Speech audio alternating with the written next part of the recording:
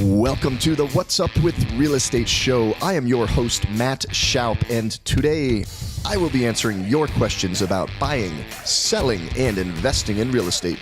I will also be giving you a sneak peek into the inner workings of the real estate industry. Why?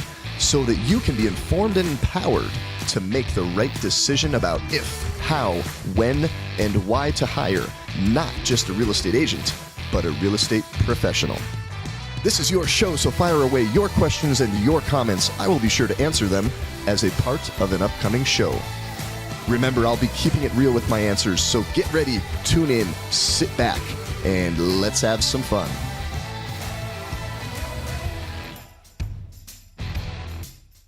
Hey, what's up, everybody? This is episode 5 of the What's Up with Real Estate show, and thank you for tuning in today. As you know, this show is to answer your questions about buying, selling, and investing in real estate so you can make the right decision about if, when, how, and why to hire a real estate professional. So that being said, as I work with clients who are thinking of listing their home as well as work with buyers that are thinking of buying a home, this question comes up. On the listing side, a client says, Matt, I've considered for sale by owner. I have a $400,000 house and 6% is a lot of money. And the last time I worked with an agent, he or she was awful, and I would never pay 6% or $24,000 to an agent. I think that's crazy, and I think that is a very legitimate question. And then I also get the question when I'm working with a buyer that we pull up to a for sale by owner house. They say, "How does this all work? How is this different? Does this affect me as a buyer?" But what we're going to talk really about today is the listing side. So if you are thinking of selling your home for sale by owner, I'm going to explain first of all. I'm going to show you exactly how to do it, and it's probably going to make some of the not real estate professional, the knucklehead real estate agents very upset because I'm going to show you exactly how you can do it. The other thing I will do, though, because it is my duty as somebody who may eventually represent you, is if you decide to do that and that is the best thing for you and you weigh the risks and the rewards, and I'll explain those, I want to share a couple of things that you don't want to do so you are taken seriously, because if you're not taken seriously as just a person, your home is not going to be taken seriously either. So let's we'll jump into that, okay? And before we jump into it, though, I need to thank the official sponsor, the What's Up with Real Estate show, Spanish Café con Leche. Is good today. It's very good today. This comes from Sevilla, Spain. I've got some friends that import it or export it there, import it here. So thank you, Juana. Hey, before we jump in, I'm going to read some feedback from the show. Nana and Duke on YouTube said people will learn a lot from your success and your losses. Thank you. I love you guys. And thanks for tuning in. And Nana and Duke, make sure you share this video and this series with your real estate professional. And she is a professional because I've talked to her. She very much helped me out on a deal. So tell her thank you. Send this to her. Also send this to, I know you have a neighbor who just got her license. I'm not sure of her name, but if you do end up watching this, I know that there is a neighbor of Steve and Carrie. Nana and Duke is what we call them. And I know you just got your license, and sounds like you had some questions and just need some inspiration. Hopefully this inspires you. So go get it. All right. Another piece of feedback that I received, John Simmons, who is the co-founder of C3 Real Estate Solutions, he came up and said, Matt, he calls me Mighty Matt. I call him Sexy Simmons, and we'll explain in another episode what that's all about. But he said, hey, Mighty Matt, he goes, your show is way too long. It's 22 minutes. I can't sit still for more than 3. You need to do a 3-minute show. So I would like your feedback. Is a 22-minute show too long? Should it be 3 minutes? My thought is this, and John was looking through the lens of an entrepreneur, which I understand because I am one.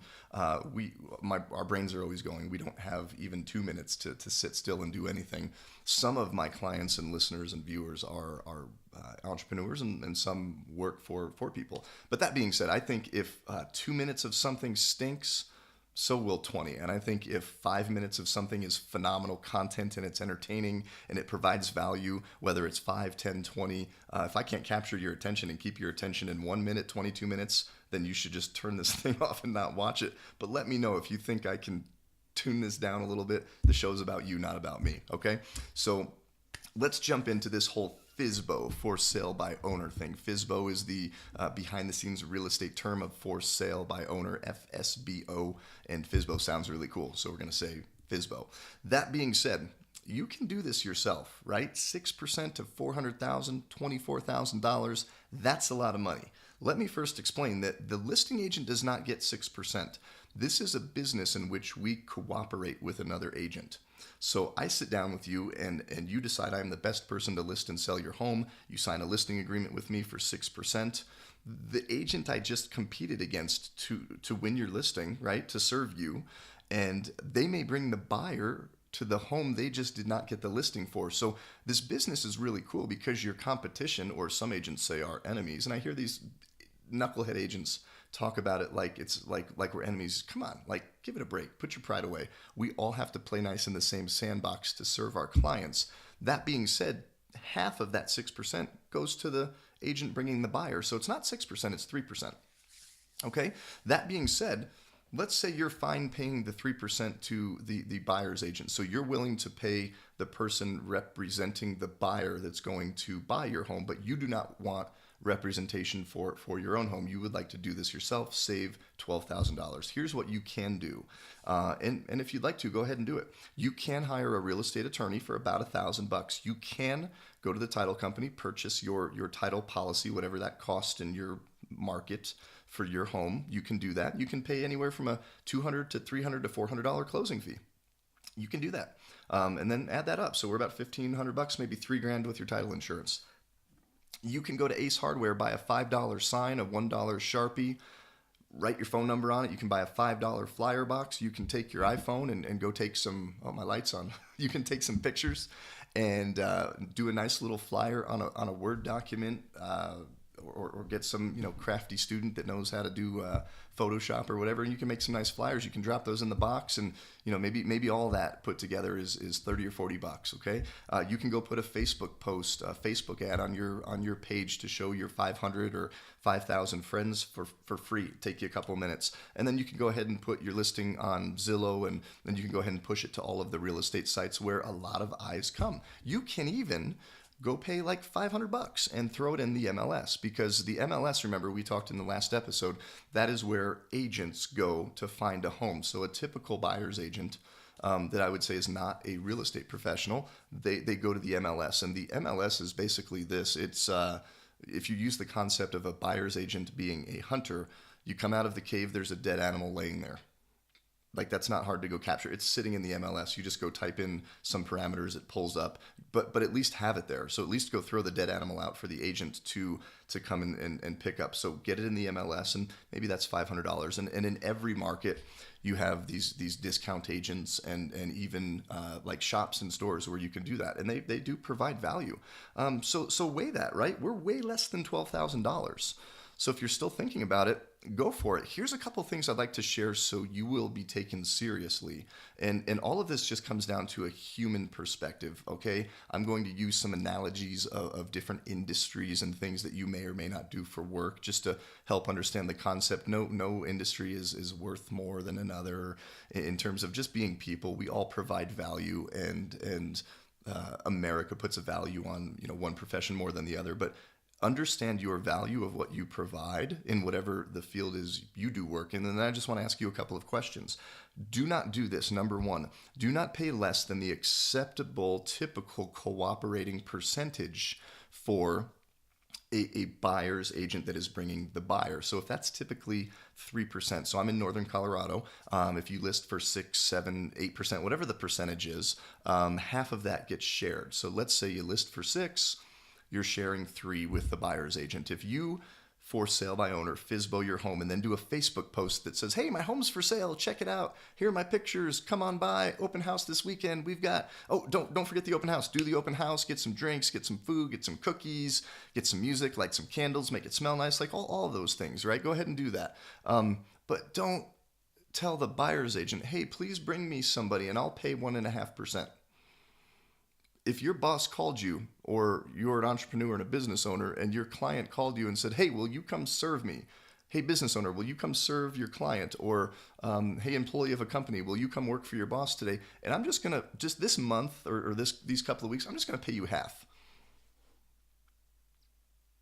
Are you going to go to work? And maybe you do. And let's say the boss continues to just say, hey, I'm just going to keep paying you half. I mean, you have to feed your family. How long are you going to stay there? Would you even go to work? So I would just suggest that if you wouldn't appreciate that being projected to you or offered to you as a person, as a human, don't do that with the buyer's agent. Offer the 3%, okay? Offer the $12,000. The next thing you do not want to do is I do not want you to forget that when the buyer's agent comes with their buyer, this is a profession, just like whatever profession you're involved in for your career. This is a craft. It takes 10,000 hours to be great at something. And unless you, as a person looking to sell your home and you're going to FSBO it, have those hours and the craft and negotiating and marketing and all of the things involved in listing a home. No offense, but you're not an expert. The buyer's agent is coming along and he's the black belt and you're the white belt. So it's very standard that the buyer's agent is going to have to serve his or her client like normal, but also fix the things that you are not doing. And I'm not trying to be mean, but I'm just saying the black belt is going to have to show the white belt some things on how to technically change things that are being done wrong so the transaction happens. So not only are you asking the buyer's agent in point one to come work for 50%, but you're now asking them to do twice the work. So if you wouldn't go to work for half, I'm betting you wouldn't go to work. I wouldn't. I'd rather stay home, sit on the couch and watch, watch one of my favorite TV shows, really. Like, I wouldn't go work for half and then be asked to do twice the work. So again, don't do that. You don't want to be not taken seriously. You need to be taken seriously or your home will not. The next thing, this is so important. I see this all the time. I see the Facebook post of, hey, we're going to offer 1.5%. But then I see another FSBO post that says like, hey, I'm going to do this myself because real estate agents are freaking thieves and crooks and all of this. Remember this. Like, do not knock, even if you hate real estate agents and maybe you got burned by one. I understand if I've been burned by certain people in certain professions and it initially as a person gives me a perspective of thinking the entire industry is bad. But just because one person stinks doesn't mean they all do. Point being, do not knock and disparage and throw under the bus and light on fire with a post or a comment the person that you need to be cooperating with that's going to bring the buyer. Because here's the bottom line. Maybe you're saying, well, Matt, you need to shut your mouth because, I know that like friends and family and neighbors, they'll just come by a house and we can both get an attorney. Sure, you can. National Association of Realtors, I think last time I did not check, I heard this stat from somebody who checked, said it was about 6 or 7%, maybe even lower of for sale by owner deals that actually happen. About 7% are 7% are between friends and family and things like that. So the question there is, sure, it could happen, but what are the percentages and chances that it does? So don't knock the most likely person that's going to bring the buyer to the home you're trying to sell. Don't offer them half. Don't ask them to do twice the work, and don't talk trash about them. They're just trying to feed their family just like you are as well. And again, I already talked about this. This is point 4, but consider what you do for a living. And we've already talked about the analogy of everybody's doing something for a living. But let's just say that you're a dentist. And I want to use the example of being a dentist. So if you're a dentist, this will be great. If you're not, think about when you go to the dentist. And I would just say this. Thinking about doing a for sale by owner and selling real estate yourself when you are not a skilled 10,000-hour professional would be the same thing, I think, as saying, hey, I'm not going to I'm going to go do my own root canal because I want to save the $1,000. So would you, if you had to go pay $1,000 for a root canal, would you do it yourself? And the answer to that question is no. And you see the value in somebody that has gone to school and gone to dentistry school to cut your mouth open, pull your teeth out. You're going to pay them. But so let's just use that example. And remember, this is about you. So think about this for a minute. If you wouldn't go do your own root canal, that's your teeth, that's your mouth, that's your health. Your home is your biggest investment, and the money that you save or that you're fearful of losing is not the 6%. It is the money that will be left on the table because you are doing it yourself, or even if you're working with an agent that's not a real estate professional, it will be the money that's not the money you pay out in the professional fee or the commission to sell your home.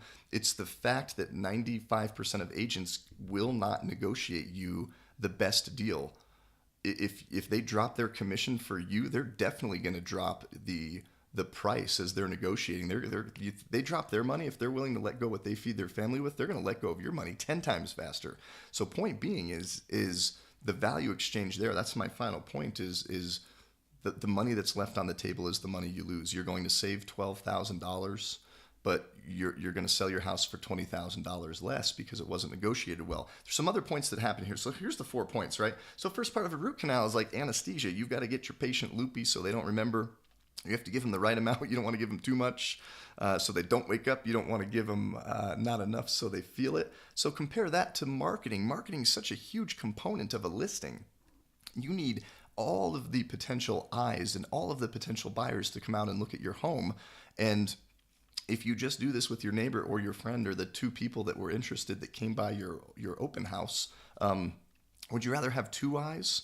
Do you think you get a better offer if there's 2 eyes or 1,000 eyes on the home? So you need somebody that is skilled and crafted at marketing. It is a craft. Marketing is going to draw maximum amount of exposure. It is a numbers game. The more people that see your house, the more people will view your house and walk through it. The more people will make an offer, which will be more people competing for something they fall in love with, and then a good agent's going to negotiate you the best deal possible. So again, anesthesia, marketing. Think about that. Next part of a root canal is you have to cut those gums open very carefully. You don't want to cut too deep. You don't want to cut too far. That is a craft. That is a skill. That is a trade. Another huge thing that's very important as cutting gums are in a root canal is negotiating and getting you under contract. An expert negotiator that has spent 10,000 hours, and again, this isn't about me, but I've spent since I was 10 years old understanding and learning about how people think, behave, communicate, why they do the things they do.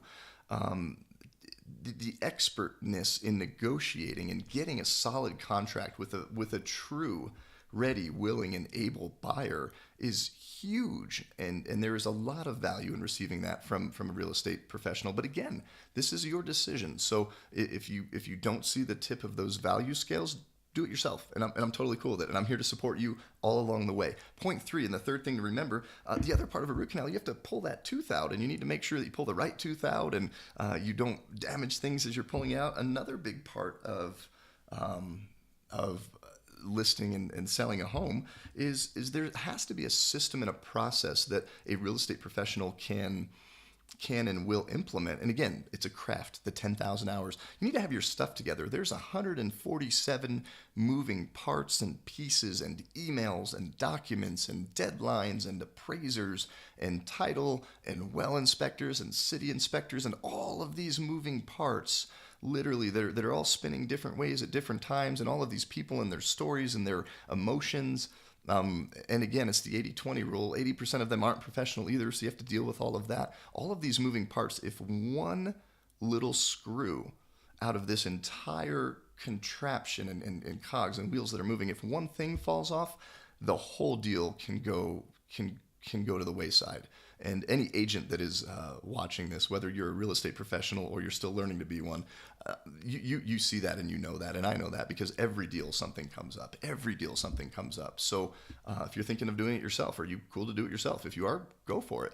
And again, we already talked about this. The last point is once you give the anesthesia, cut the gums, pull the tooth, clean it all up, you have to sew the gums back up, right? And one of the most important things, that's the most important part of a root canal, assuming you got the first 3 steps right, is you need to make sure that there's no infections and, the patient's face doesn't swell up or get, sepsis or whatever happens. I'm not a dentist or a doctor, I don't know, but you don't want your patient to die after the root canal. Again, I'll make this last point. You need to get top dollar for your home. So do you feel as somebody thinking of selling your home on your own, that you have the skills, the 10,000 hours, the craftsmanship and expertise to negotiate the best price possible after you've gotten your house in front of as many people as possible to get the highest percentage of an offer, but even a higher percentage of more people giving you an offer? And do you understand the market and how to position all of that? I didn't even talk about that, but understanding the market and what's going on. Again, if you're going to do it on your own, at least watch a good video on YouTube. Like if I'm going to go do a root canal, I'm at least going to go watch a very informative video on YouTube. So this is what I want this to be for you, okay? So again, the money that you are fearful of paying out is not the money you're going to lose. It's the money that's going to be left on the table. And the last couple of points. Here's 2 more points just to consider.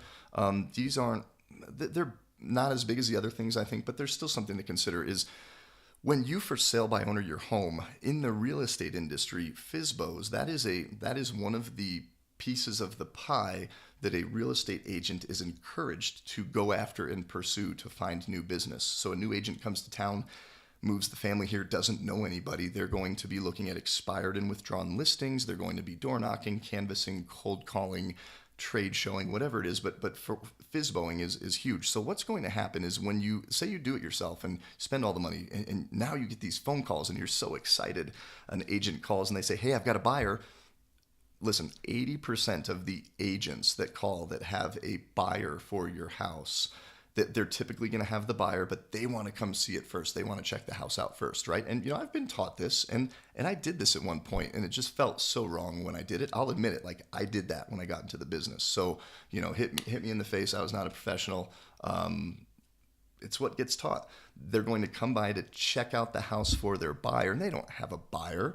They want to strike up a conversation with you to land your listing, because there's a numbers game to that in the business side. So 80% of the calls you're going to get are not going to be true clients. They're going to be real estate agents trying to sell you to get the listing, and they're just trying to feed their family. So that's fine, but do it with some integrity. At least call up and say, hey, I'd like to earn your listing, and just be honest. And I learned that the first time the hard way, and it just felt wrong. So that's fine. So you're going to get blown up also with mail, with calls, with postcards, with door hangers, with maybe flyers coming out of a hot air balloon if the agent's really creative, whatever. But you're going to be getting a lot of calls and things in the mail telling you how great it would be to hire an agent. So watch out for that. And if you're thinking you're just going to do this to test the market, remember that in this digital age, there are so many your house will forever be stamped as a home that went on the market, tried to sell, and then say you pull it off because you were just testing the market. Now your home is viewed as a home that did not sell, and people are going to wonder why. So there's a stigma that that can be placed on the home and will be placed on the home. So consider that if you're just going to test the market. So again, like this show's for you. If you are okay with everything and you're okay with the risk and the reward, and you do not see the value exchange in the root canal analogy that I shared with you, then go ahead and do it yourself. But if you do have any more questions along the way, I'm here to help. Please let me know. And remember, if you do decide that this isn't for you, because a very large percentage, by the way, of for sale by owners, I think it's within 17 days roughly, that is how long a for sale by owner period will last, and then people get frustrated and understand these points that I'm making, and maybe you just have to go experience it. Some people just learn through doing versus hearing, say, the theory or the analogies from me. So go check it out and try it. But when you do, if you do decide you're going to hire somebody, make sure it's not a real estate agent. Make sure it's not a realtor. Make sure it's a real estate professional. So before I go, if you love the show, tell me. If you hate the show, tell me. Give me feedback. Write me comments. Let me know how the show can be better. Let me know if it's too long as well. I asked about that. And let me know always how I can make it better. So go to mattschauprealtor.com. Make sure that you check out my resources. That's going to be up real shortly. Check out the resources. Check out my site.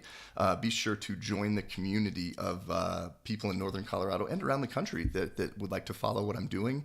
I'll be providing the show and other resources so you can make the right decision about your real estate. So until next time, this has been the What's Up with Real Estate show. Ooh. Holy cow. I think I just messed up a tooth. I need a root canal, and I'm going to do it myself. Should I do it? What do you think? Do my own root canal? Tune in next time, and I'll tell you if I did it, if I went to the dentist. Take care. Bye-bye.